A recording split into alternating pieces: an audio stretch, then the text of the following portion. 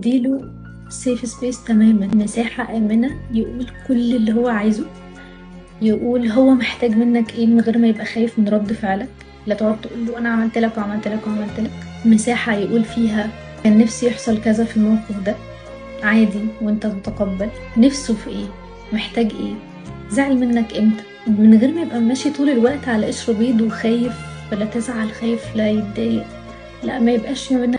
حلوة صح ان انا ابقى مع حد فاهمني وبيسمعني ومديلي المساحة ان اقول كل حاجة من غير ما يقلل مني ولا يقلل من مجهودي ولا يدافع عن نفسه ولا ينتقدني، بيقول احتياجاته كده وانا بسمعه.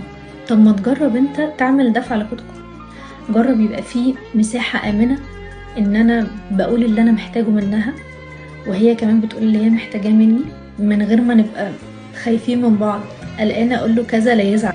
لا، مرتاحة بقول اللي انا عايزاه، هو بيسمعني وبيقول لي اللي هو عايزه.